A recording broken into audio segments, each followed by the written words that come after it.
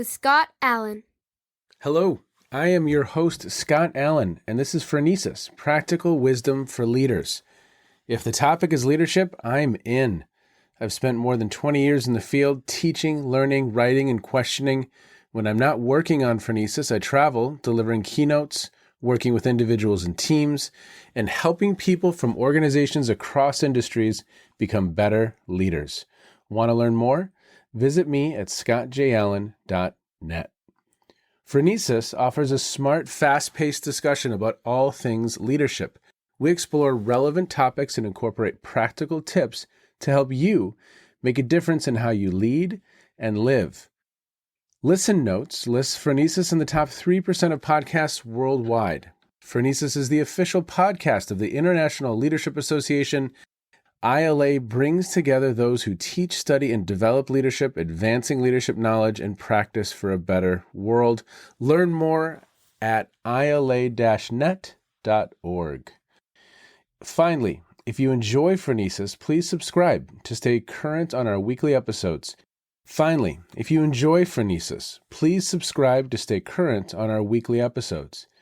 you find an episode that resonates, please share it with your colleagues and friends. And if you want more content, subscribe to my newsletter, The Leader's Edge. The link is in the show notes. As always, thanks for listening. And now, here's today's show. Good afternoon, good morning, good evening, wherever you are in the world. This is Scott Allen, and welcome to Phronesis. And today I have, we're going to be friends. We're going to be friends. Well, I'm going to get into that in just a moment. I got to tell you who he is first. So I have Ryo Watanabe, and Ryo is originally from Japan. He has studied at Harvard. He has an MPA from Harvard and MBA from Wharton.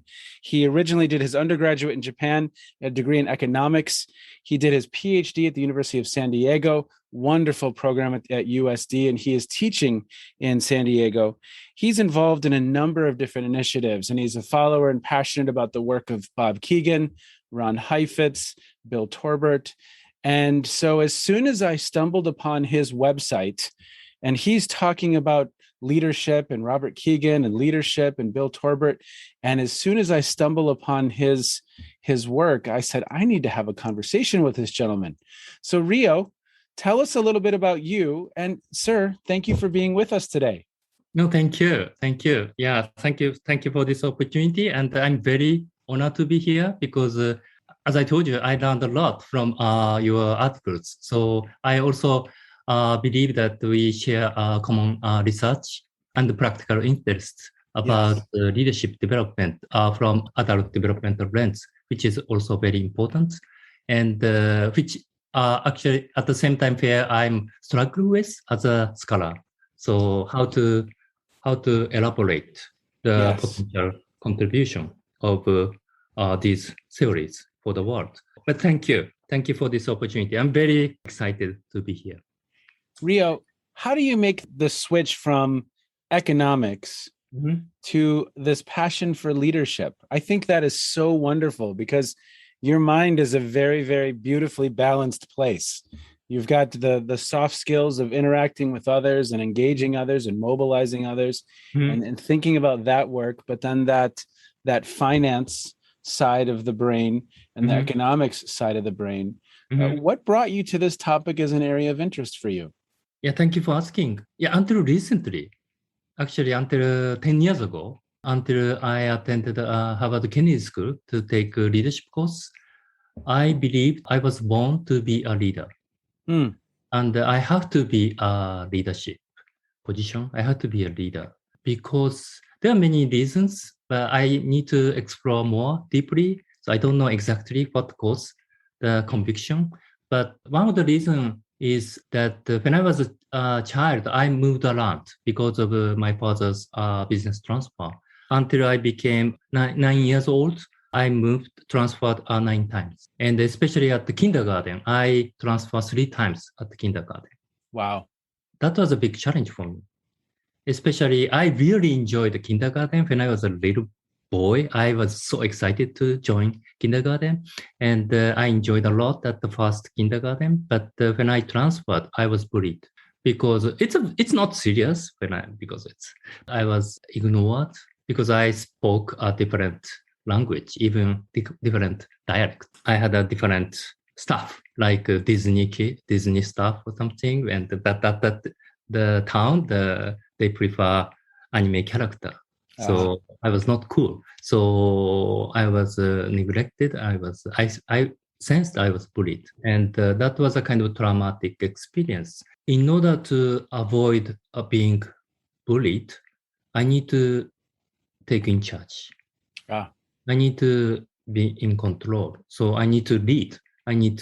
Otherwise I have a risk to be bullied. So that's kind of an assumption kind of was established. At the third kindergarten, I couldn't go because I was afraid of being bullied. I think that was a big experience. Yeah, traumatic experience, but to encourage myself to try to be a leader. And when I entered elementary school, I tried to be a leader. I tried to be a kind of a leader of a kind of naughty boys, make a play date as many as possible. And it worked. And I did class reps many times. And I was a captain of a varsity sailing team at college. So I gained a lot of leadership positions. And and getting back to your question, and I went to business school, late 90s, to gain kind of management skill to be a business leader. It was an inspiring experience for me because it was my first time to study in the US and everything was new. It was the late 90s, so it was during the .com internet bubble economy. It was before even Google and Facebook. Penn would have been a buzz at that time, right? I mean, it must have been a fascinating time to be at Penn.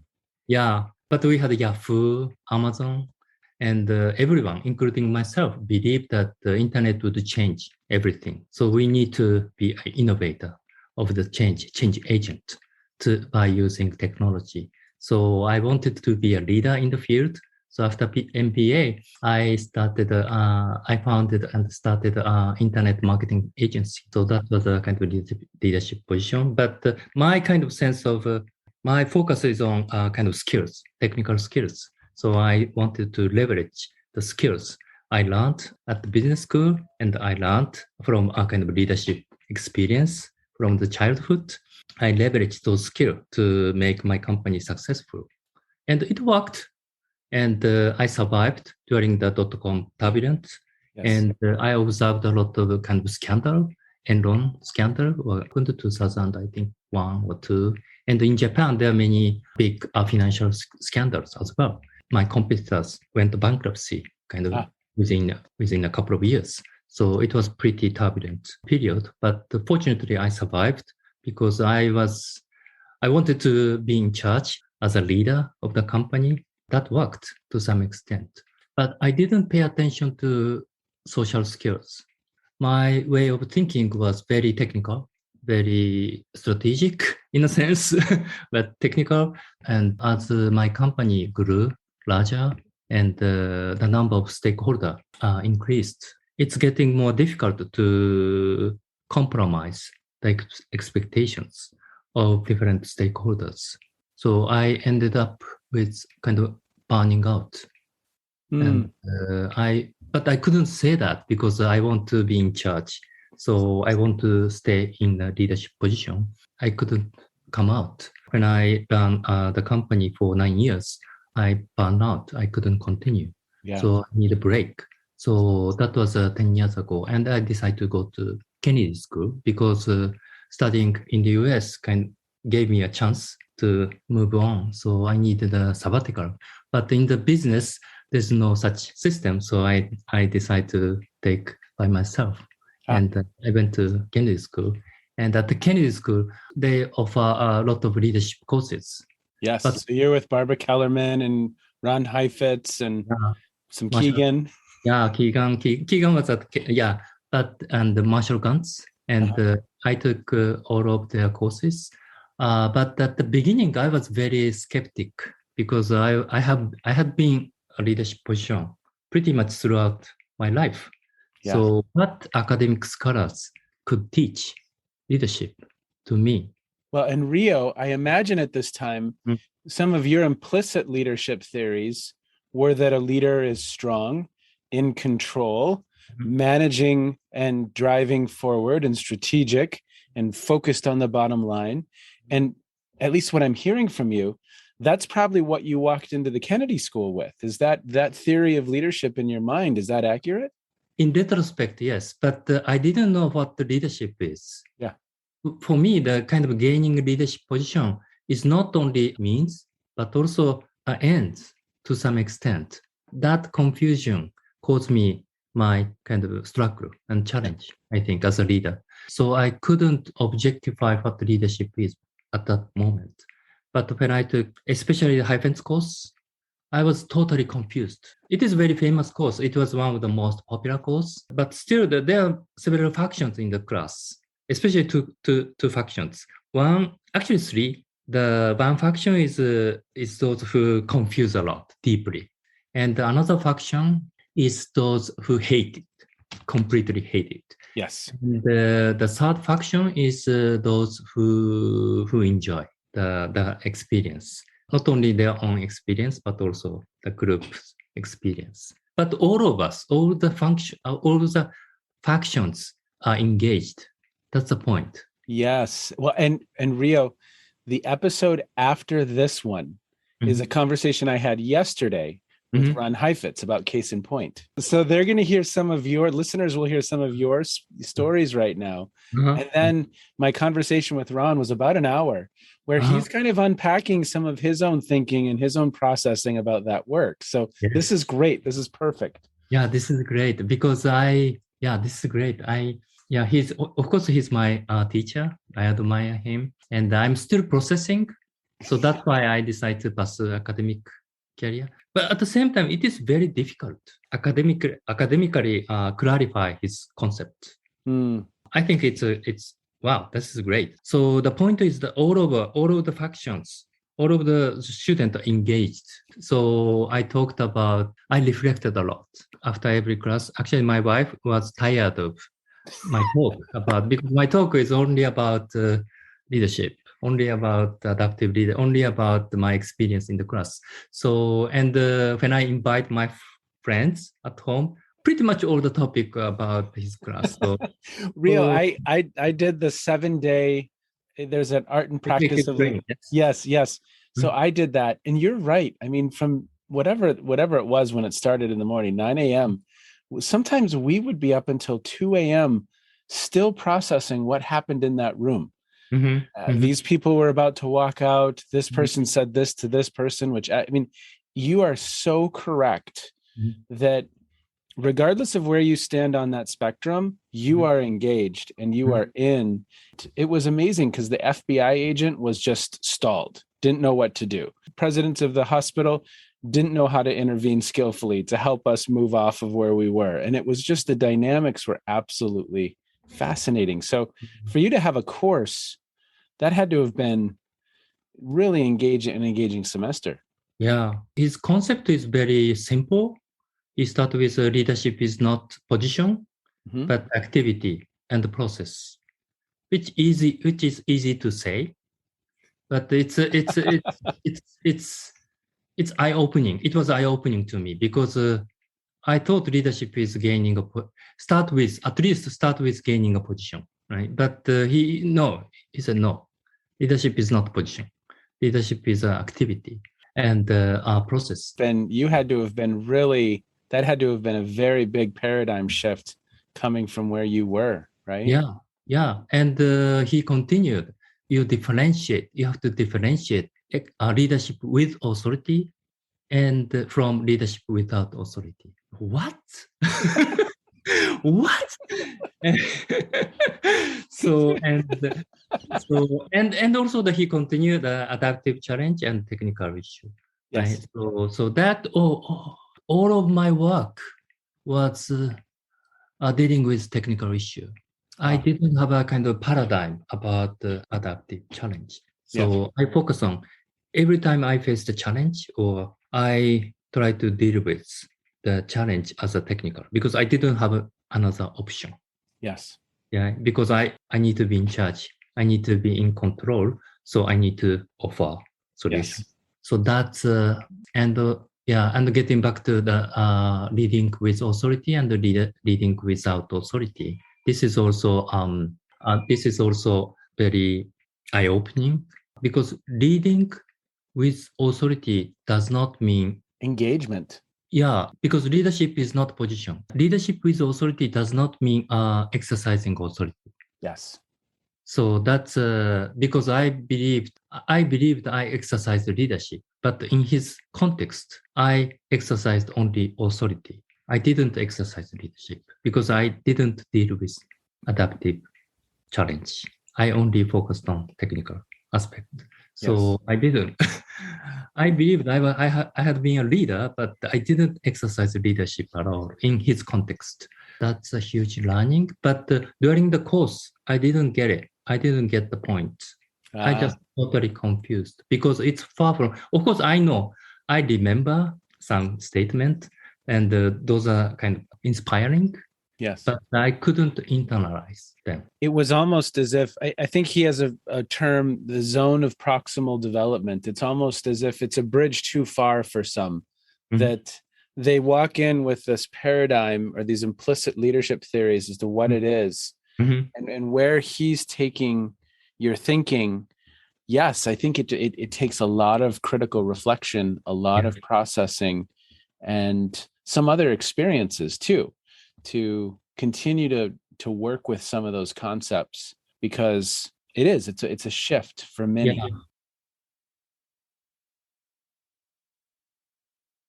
But biggest takeaway from the course at that moment, I was able to clarify what my challenge was as a leader of the company, because that was a developmental challenge. So when you had to analyze your case of you, yes, and I was in a sense I was immature completely to deal with the complexity of the challenge I faced as a leader. That was clear, but I couldn't clearly internalize what each statement means. So after taking these two courses, and I asked him, I'm still confused, but I believe this is critically important. Confused but curious. Yeah, important. In Japan, there's no formal leadership education. There's no such concept as adaptive leadership, even leadership development. Because as long as I know that I confuse leadership with management. So it's pretty much synonym in Japan. So we don't know what leadership is. I didn't know at all. And many people don't know what the leadership is from his context. So I want to promote this concept widely because this is critically important.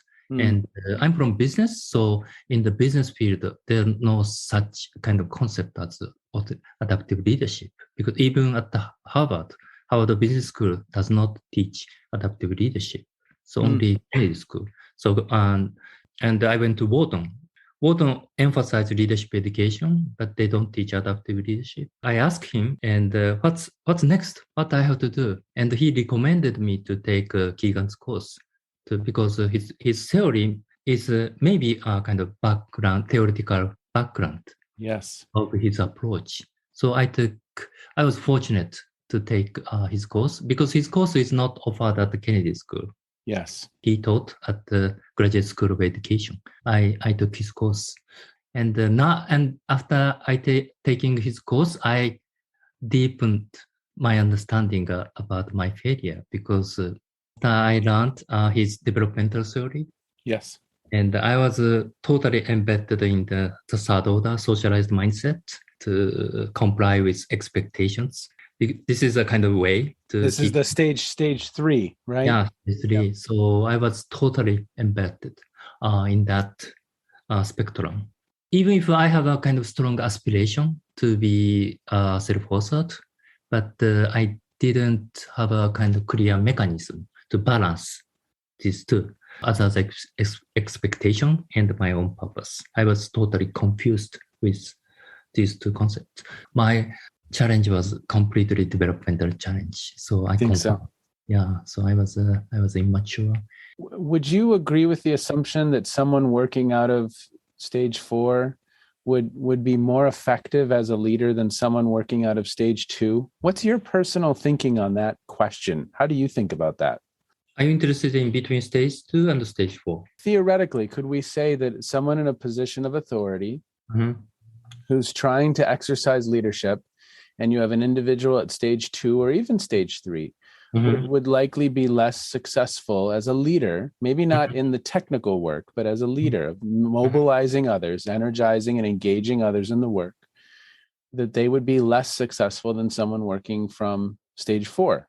I believe yes. My answer is yes, especially when we're dealing with adaptive, complex challenges. If we face a technical challenge does not mean easy challenge. No. It could be very complicated. It could be very difficult. It could be very important, right? But those challenge does not necessarily require high level of complexity and development. If we face the challenge, big challenge or important challenge we are currently facing, we need to be more complex mindset, or we need to be capable of objective mindset. Thinking at greater levels of complexity to analyze what's swirling around us, right? Yes. We need to be aware of our own bias, our own assumptions. So yeah, that's what I think. Yeah. Well, because that's how I came across your website. Was you have this website about adult development and leadership, and you've kind of explored the work of, and I'll put that in the show notes so that people can access that. How do you think about, on that website, you highlight some of the work of Kegan, and then how did you get interested in Bill Torbert's work? Bill Torbert, yeah, it's not natural because they co-cite. Yeah. And I'm still technical person, so one of my aspirations as a scholar, as a consultant, leadership consultant, is to make the complex concept easy. Torbert's framework is easier, kind of stereotypical, but it's easy, right? Yeah. And also I'm interested in his assessment approach, sentence completion approach. I'm a certified scholar of Kegan's subject-object interview. I believe deeply. So I use the subject-object interview for my research as well to assess developmental stage. But it's very nuanced. I even use that interview for my coaching and the consultation. Especially I use the result for feedback. Sometimes it's quite inspiring. It works very well. But for some clients, they don't understand. So because it's very nuanced, it's very subtle. So even if I point out the subtle kind of shift or meaning-making mechanism of my client, they don't understand sometimes. And some clients understand deeply. They said life-changing because but Torbert's framework is more kind of stereotypical and easy to follow. And that's the global leadership profile, correct? Yes. And also I'm interested in sentence completion test, which is more kind of easy to use for big sample research, large sample research. So that's fine. What is your own thinking on this topic of adult development? Have you stumbled upon any of your own insights that maybe Torbert or maybe Kegan haven't addressed or don't explore, or Heifetz doesn't explore? I mean, even have you noticed cross-cultural differences in the work of Torbert or the work of Kegan or the work of Heifetz? Because like you said, in Japan, the concepts of leadership and management might be fused. They aren't separated at times. And leadership education doesn't necessarily exist there, is what you said, or at least not to the degree as it does in the United States. The many scholars position Japan as a collectivistic kind of nation or culture, and hierarchical. But the collectivistic but it's not egalitarian, strong power distance. In that sense, it's unique. Of course, that influences leadership a lot, leadership and followership a lot. From adult developmental perspective, Japan has an advantage and disadvantage. Because Japan after the war, previous war, Japan, in terms of economic growth, Japan was so successful the first 30 or 40 years. But the last 20 or 30 years, the country has struggled with in terms of economic growth. But from developmental lens, it's very clear because we started from scratch after the war. So we share common purpose, common goal to get rich, get richer. So it's easy because we didn't have anything. We could easily share the same purpose. So collectivistic culture worked very efficiently to achieve that goal based upon the hierarchical kind of organization. So it worked. But once we reached kind of one of the top, I think the country were complacent about our accomplishment. So we lost kind of a purpose, but we don't have to be richer anymore. So that's collectivist. Once we lost a kind of common shared purpose, we struggled. We lack kind of innovation to move on to the next phase. And that's one aspect. There are many other aspects. Aging population is another aspect, but at the same time, that hierarchical culture kind of emphasize the aging population issue, I think. Mm-hmm. So they are kind of interrelated. What else do you see? About culture? Well, let's say you even start to talk with colleagues, because some of your peers in Japan are now running organizations or have for years. And as you talk with them about some of these concepts, are they looking at you with wide eyes and confusion? I interpret adult developmental theory and adaptive leadership concept in a way they can understand, right? Because as you mentioned, there's a cultural difference. So I cannot directly interpret, especially adult developmental theory. It's, for example, adult developmental theory, Kegan's theory, the socialized mindset, and we mean to be self-authored, which is nice, but that's violate our value, a part of our value. Because from Japanese perspective, for example, American people are very independent, which is great. But at the same time, flip side is from Japanese perspective, American people are very selfish because independent. The notion of a self-authoring mind may be a little bit less, in some instances, clear as an objective. Yeah, it violates a little bit, to some extent, common belief or common value in Japan. But I think for Japanese, it's easier for Japanese to understand what transforming mindset, stage 5, because it's more kind of a collectivism. It's more collectivistic, but much less hierarchical. So I use adaptive leadership framework. Especially, I focus on authority relationship, because especially Japanese, not only Japanese, but especially Japanese, we need to deal with authority relationship. We need to re-engineer authority relationship in order to move to transforming mindset. So that's a challenge. But if I explain that way, that people understand. If I focus on socialized mind, you have to move up to self-authorship. It doesn't work because it violates common value. So in order to move up to transforming stage 5 mindset, we need to deal with authority. We need to reposition authority relation. Yes. That's the way I teach in Japan. So Rio, as we close down, as we kind of wind our conversation down today, what have you been reading lately or listening to or streaming? What have you been consuming that's caught your eye in recent times? And it could have to do with leadership, but maybe it has nothing to do with leadership. What's something that's caught your attention? Yeah, that's a great question to reflect on myself. So thank you for asking. I have two topics. One is I recently used Barry Johnson's polarity management. Yes. I think this is not so widely well known. I don't know, but it's not well known. In fact, I'm having flashbacks as you hold that up. Because what is it from? Is it from the early 2000s, maybe? Yeah, but he published the second book last year. So I frequently use this book, and priority management is very simple framework. But I believe, because we are thinking animal, right? Human thinking animal. Even if adaptive leadership or adult development deal with subconscious, we are thinking animal. So we cannot avoid using mind. So I think priority management give us framework to think differently or think more complex, because the priority management is not about the problem solving.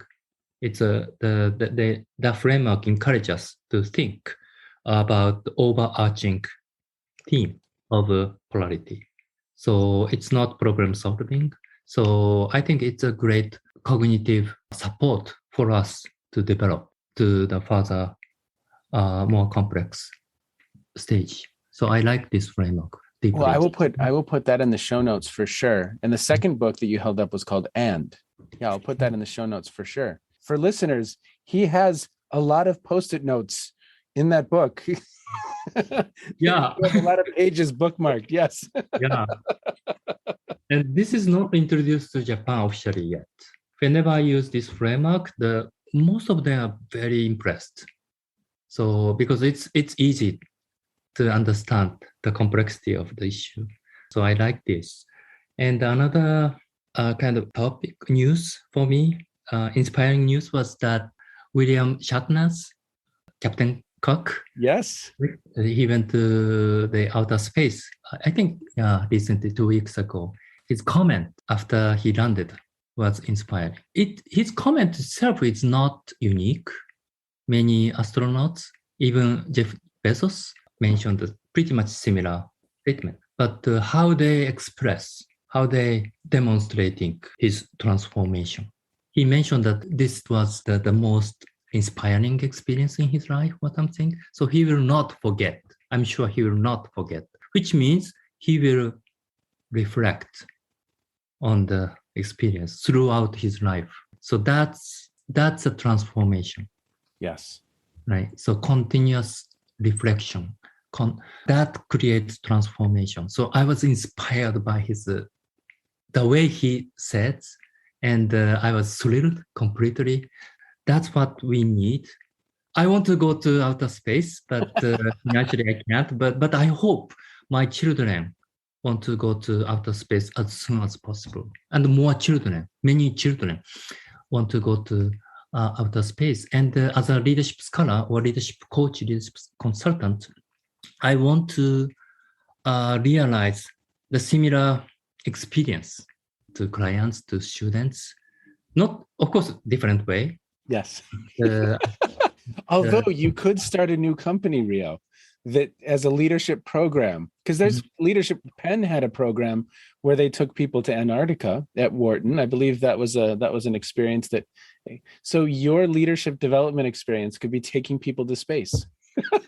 That's as a transformational experience. That's exciting. That would be my. I'll start that business with you if you'd like. Okay. You're entrepreneur too, right?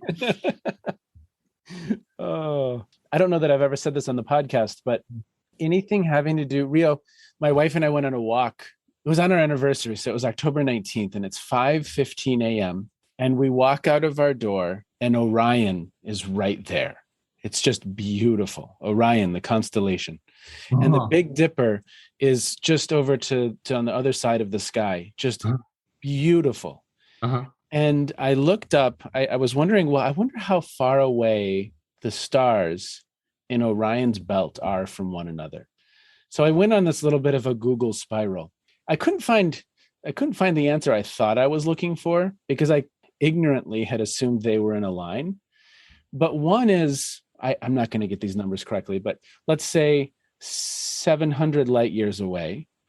And another one is 1,800 light years away. Mm-hmm. And for listeners, that's 6 trillion miles a light year. So they are vastly far from one another.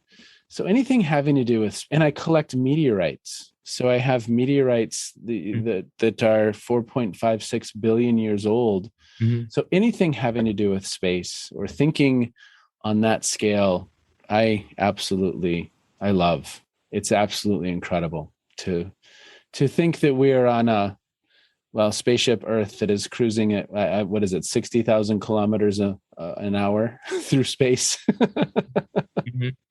around the sun. Yeah. So to see that, and there was a really wonderful show on Netflix for listeners. I'm not going to remember the name of it, but I'll put it in the show notes.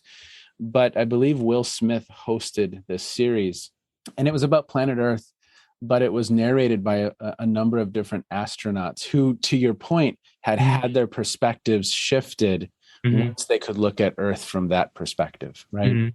Yeah. Subject, object. Yeah. So it's in psychology. It's called the overview effect. Oh.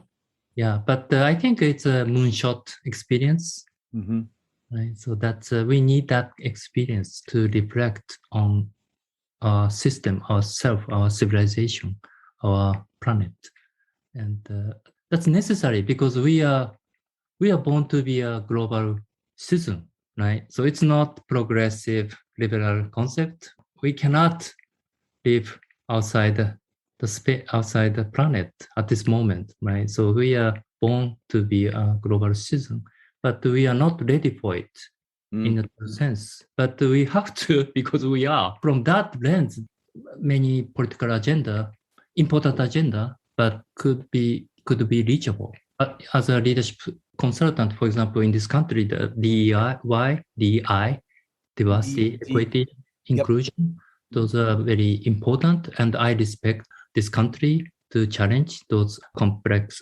challenge because in Japan we don't discuss those issues. Very shallow. It's not deep. For example, diversity means gender inequality. That's it.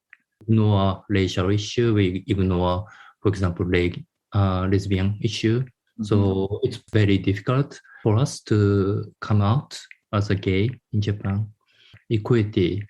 We emphasize equality rather than equity. So we don't discuss the kind of difference. I admire this country's U.S. when it comes kind of the challenge about the complicated issue. But still, if we recognize ourselves as a global citizen, those issues will be gone. We don't have to. We don't have to care. We should not. We should care, but those issues should not be the issues if we really become global. It's a fun conversation because, yes, I mean, will we as humans evolve to the point where we can be proactive in how we tackle some of these challenges that we face that hold us back? And ultimately for me, it's hold people back from being everything they have the potential to be in this world. And if we can at least provide that baseline for billions more people so that they can live into whatever their purpose is to be here on Earth, whatever their life is supposed to mean, can we provide that? And we're not there yet. I'm going to have a growth mindset about that. I'm going to say we're not there yet. That's great. Rio, I'm so thankful for this conversation. I really, really appreciate it. And I look forward to more conversations. I look forward to meeting you in person and having a cup of coffee or a beer or a glass of wine live. And we will continue the dialogue, sir. Yeah, thank you. This is inspiring too. Thank you for inviting me. Okay, well, be well. Thanks for your good work. Thank you. If you would like to invest in the Rio Scott Space Exploration Leadership Development Initiative, please feel free to let us know. We'd love to hear from you. It's just such a fun opportunity to meet someone with similar interests. I stumbled upon Rio by searching the internet, and I'd Googled, like I said, leadership development and adult development, and I came up with a site that he had created. You can find it in the show notes. But it was so much fun to speak with someone who's been through many of these programs that have changed his perspective, changed his life, and now he's devoting his life to sharing this work with others. So Rio, thank you so much for the work that you do. Thank you for a wonderful conversation. I look forward to exploring again with you. And for all of you listening, next up, we've got Ron Heifetz, episode 100. It's going to be a lot of fun. It was a great conversation, and I look forward to you having the chance to listen to it. As always, thanks for being along this journey. Be well. You have just finished another episode of Practical Wisdom for Leaders with Scott Allen. To contact me, visit scottjallen.net or send me a note at scott@scottjallen.net. I'm also on LinkedIn, so let's connect. If you have feedback, I'd love to hear it. And as always, thank you so much for listening. And now here's my daughter, Emily, with the outro.